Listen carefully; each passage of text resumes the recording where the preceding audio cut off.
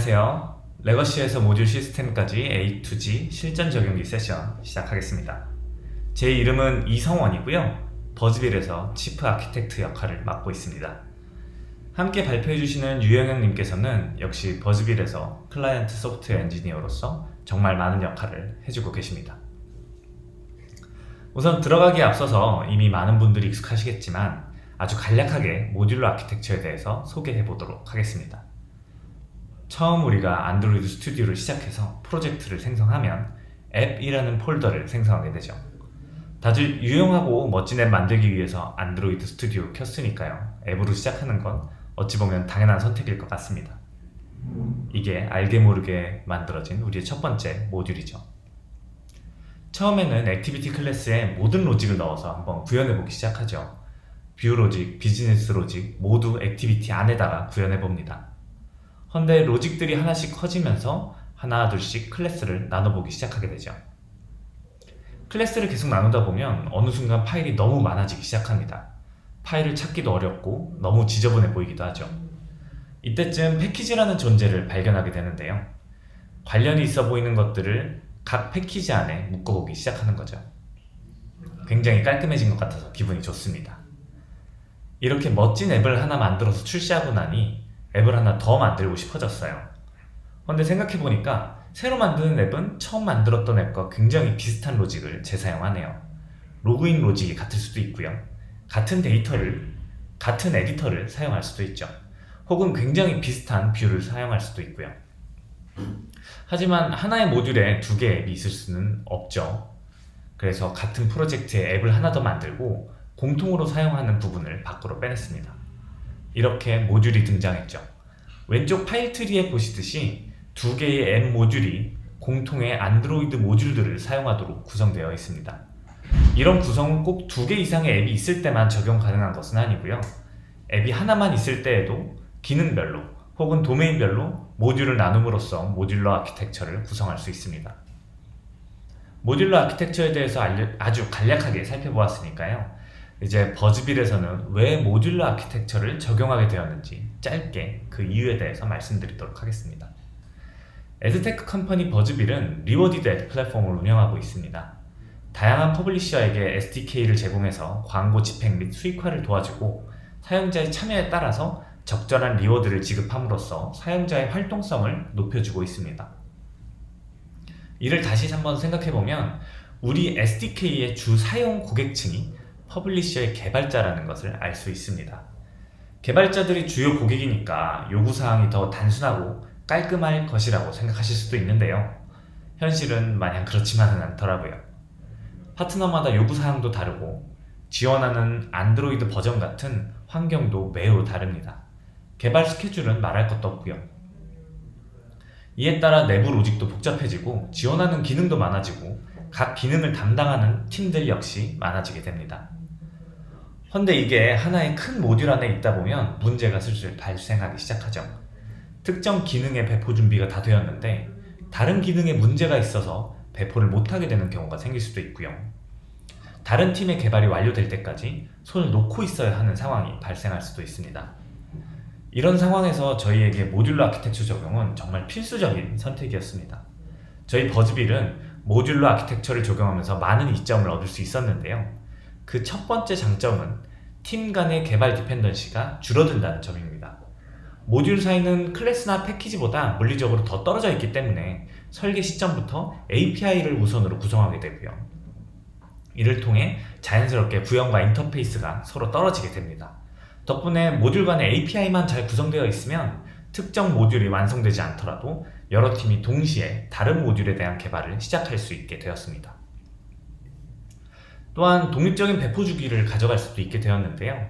앞서 말씀드린 예시처럼 다른 모듈에서 버그가 발생하더라도 우리 팀 모듈은 일정 그대로 배포할 수 있게 된 것이죠.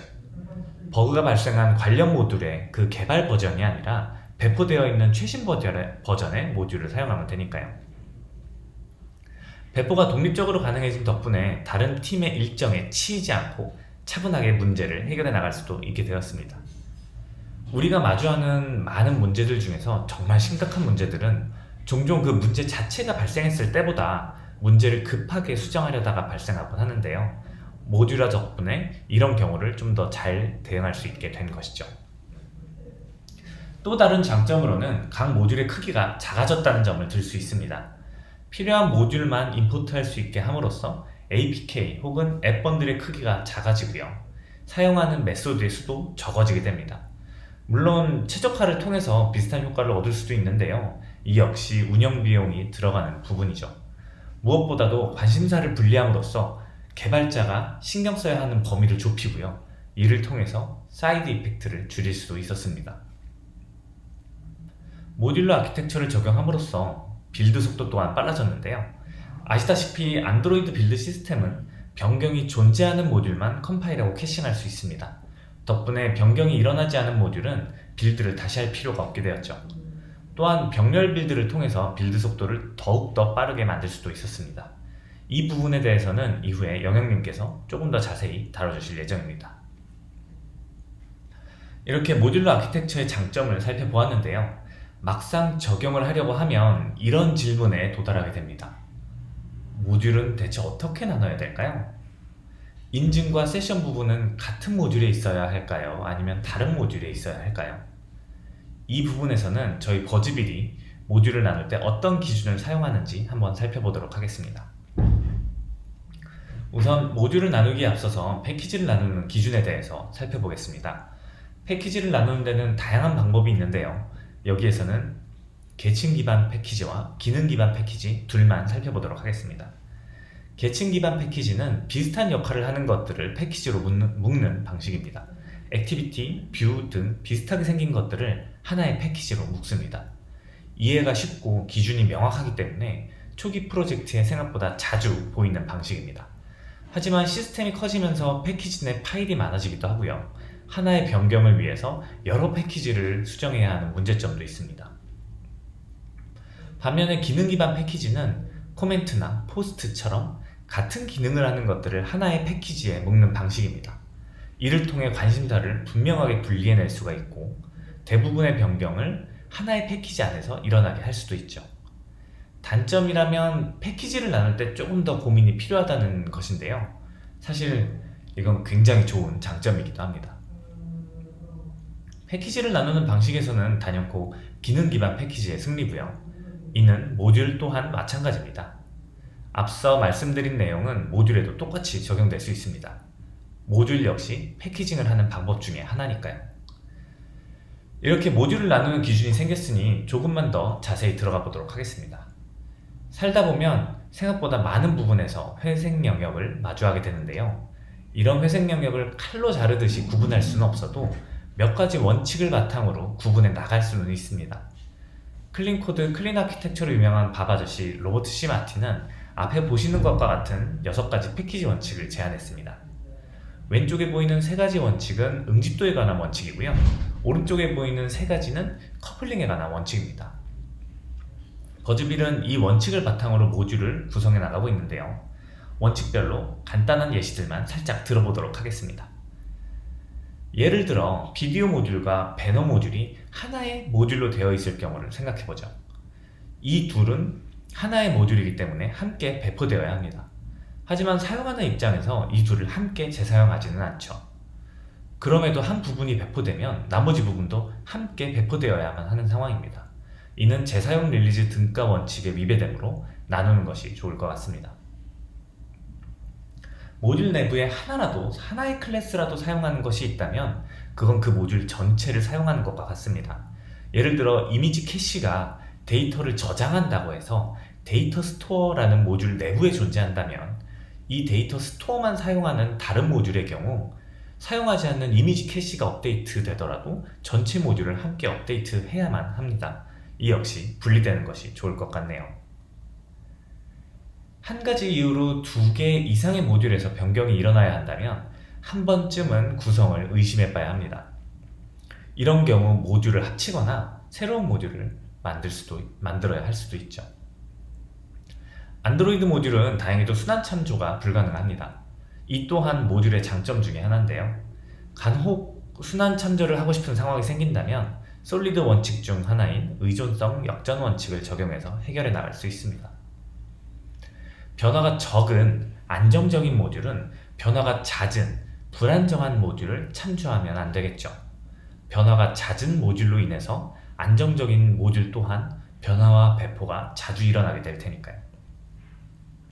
이러한 원칙 외에도 버즈빌에서는 도메인 주도 설계 또한 모듈에 녹아내기 위해서 노력하고 있습니다. 도메인 주도 설계는 워낙 방대한 내용이니까요. 여기서는 바운디드 컨텍스트에 대해서만 가볍게 언급해 보도록 하겠습니다. 바운디드 컨텍스트는 도메인상의 논리적인 경계를 의미합니다. 앞에 보시는 예시처럼 인벤토리와 통계 부분은 서로 다른 바운디드 컨텍스트로 나뉠 수 있죠. 서로 다른 바운디드 컨텍스트에 존재하는 엔티티는 혹 그 개념이 서로 같다고 하더라도 서로 다른 속성과 역할을 맡게 됩니다. 우리는 이 바운디드 컨텍스트를 바탕으로 모듈의 경계를 구분 지을 수 있습니다. 이런 바운디드 컨텍스트를 좀 더 잘 구분하기 위한 방법 중에 이벤트 스토밍이라는 워크숍이 있습니다.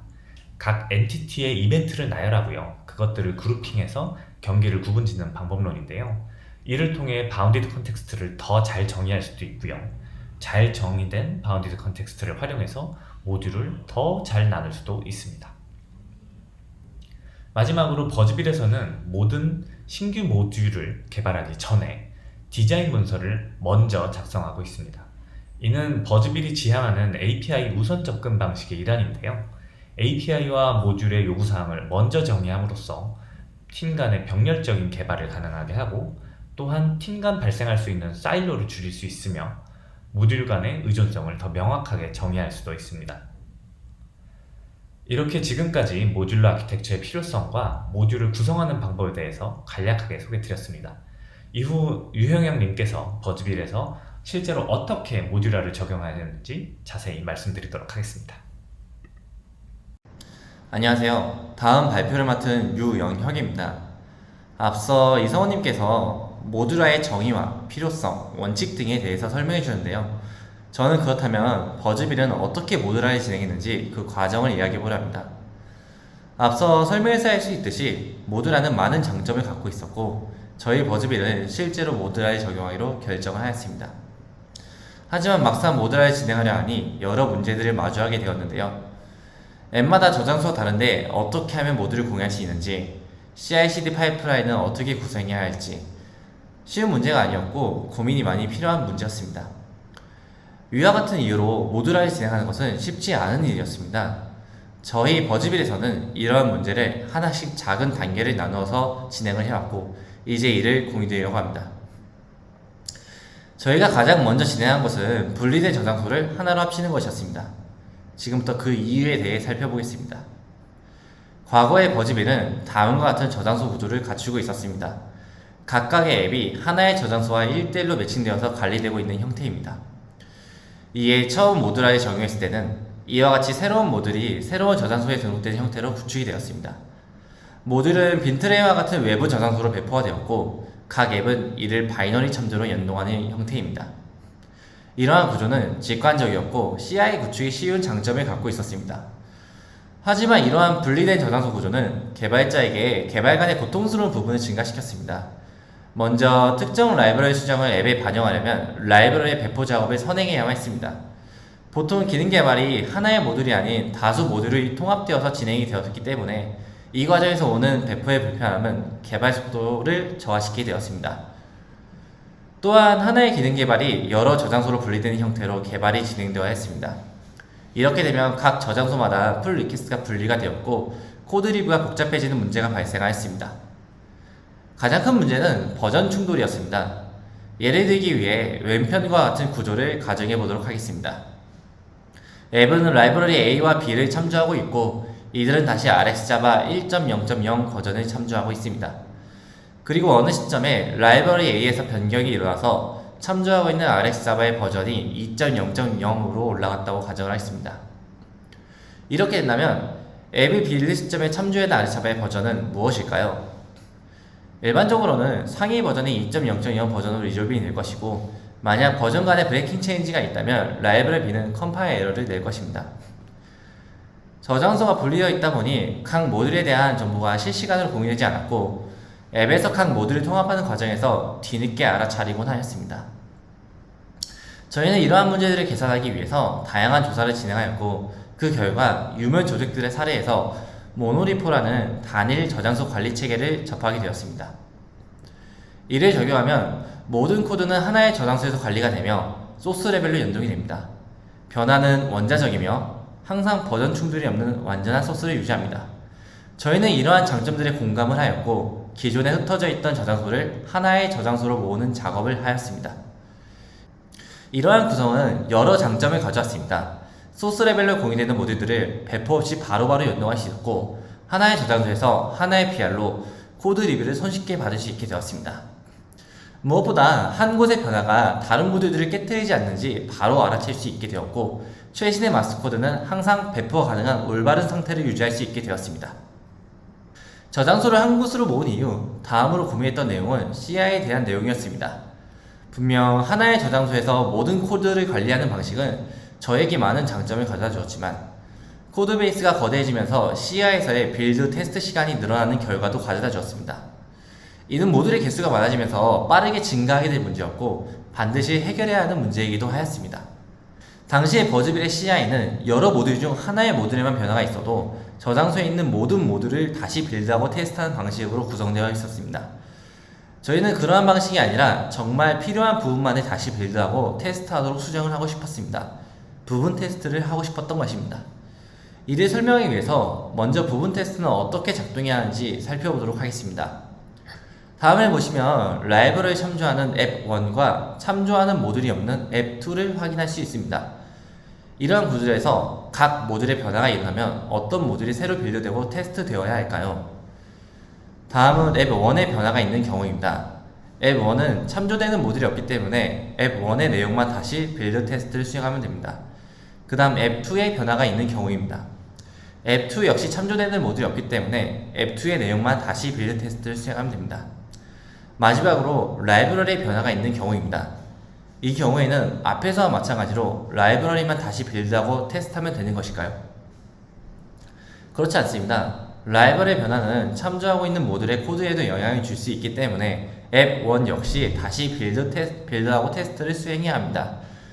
그렇다면 이러한 기능을 실제로 어떻게 구축할 수 있을까요? 부분 빌드를 구현하기 위한 주요 기능은 다음 두 가지입니다. 첫째, 변화된 모듈이 무엇인지 파악해야 합니다. 실제 코드의 변화를 감지하여 어떤 모듈에서 변화가 있었는지를 감지할 수 있어야 합니다. 저희는 이를 git diff 명령을 통해서 감지하도록 하였습니다. 둘째, 모듈 간의 의존 관계를 파악해야 합니다. 코드 변화는 없지만 참조하고 있는 모듈에 변화가 있을 수 있기 때문에 모듈 간의 의존 관계를 파악해야 합니다. 이는 그래드를 이용하여 알아낼 수 있었습니다. 이를 통해서 저희가 구축한 CI 파이프라인은 다음과 같습니다. 먼저 PR을 생성하면 PR 간의 변화를 탐지하여 변경이 있는 모듈 리스트를 획득합니다.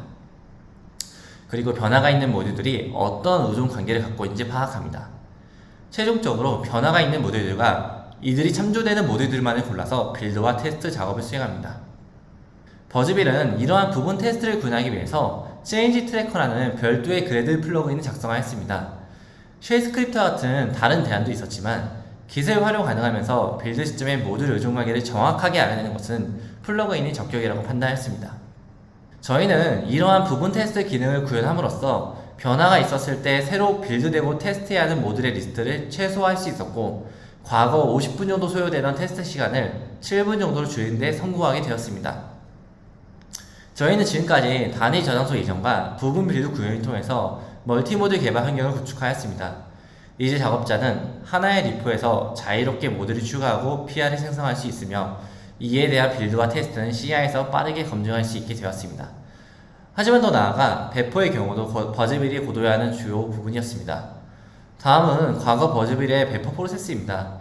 최초 빌드 명령은 슬랙 커맨드를 통해서 이루어졌고 이는 CI의 플러그인을 이용하여 구현하였습니다. 슬랙 커맨드로 빌드가 요청되면 CI 머신으로 빌드 요청이 전달되었고 머신은 그래들의 빌드 태스크를 활용하여 앱을 빌드합니다. 그리고 이렇게 완성된 앱은 최종적으로 슬랙 채널을 통해 전달이 되었습니다. 하지만 모듈화를 통해 모듈의 수가 많아지고 유저가 늘어감에 따라서 특정 앱만을 빌드 요청하거나 플레이버, 특정 버전업 요청 등 다양한 배포 시나리오가 요구되기 시작했습니다.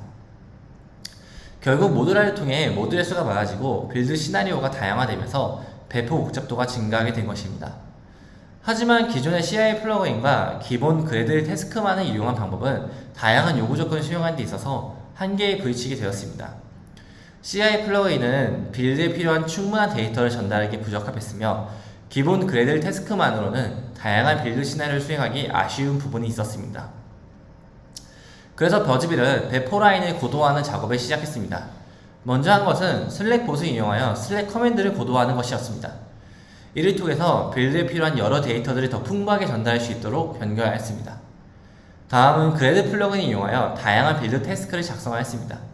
이를 통해 다양한 빌드 요건을, 특히 모듈의 버전과 관련된 요구사항을 깔끔하게 해결할 수 있게 되었습니다. 이러한 작업들로 인해서 저희는 최종적으로 다음과 같은 배포 파이프라인을 완성하였습니다. 먼저 슬랙 커맨드로 빌드 요청이 진행되면 이는 슬랙 봇을 통해서 CI 머신으로 전달이 되고 내부적으로 그래드 태스크를 통해서 앱을 빌드하게 됩니다. 마지막으로 이렇게 빌드된 앱은 슬랙 채널을 통해서 유저에게 배포되게 됩니다. 저희는 지금까지 작업으로 실제 개발자가 모듈화를 진행할 수 있는 인프라를 구축하였습니다. 이제 팀 작업자가 모듈화를 진행하면 이를 쉽게 검증하고 배포할 수 있는 환경이 갖춰진 것입니다. 이 시점부터 저희가 진행한 것은 모듈화를 본격적으로 장려하는 것이었습니다. 모듈화에 필요한 다양한 문서를 작성하거나 세미나를 진행하면서 팀 내 모듈화 이론을 알리는 데 노력하였고, 이를 바탕으로 팀 내 작업자가 어떻게 모듈화를 해야 하는지에 대해 알릴 수 있었습니다. 그리고 최종적으로 외부 인재가 새로 들어왔을 때도 빠르게 모듈화에 대해서 수행할 수 있는 환경을 만들었습니다. 버즈빌은 지금까지의 과정을 거쳐서 기존의 큰 덩어리였던 레거 시스템을 여러 모듈로 분리하는 데 성공하였습니다. 현재 버즈빌은 하나의 저장소에서 64개의 모듈들을 관리하고 있고, 모듈화를 통해서 많은 장점을 얻게 되었습니다.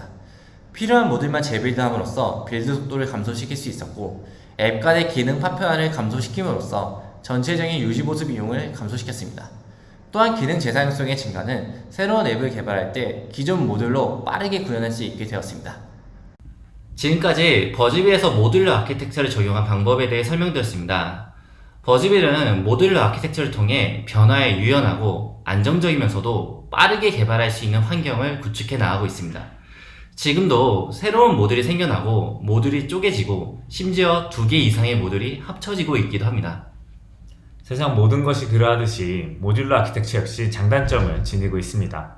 분명히 구성과 운영에 들어가는 추가적인 노력이 있습니다만 원칙을 기반으로 잘 적용한다면 분명히 그 가치를 발휘할 수 있을 것이라고 생각합니다. 저희 경험이 조금이나마 안드로이드 커뮤니티에 도움이 되었기를 바라면서 이만 발표 마치도록 하겠습니다. 감사합니다. 감사합니다.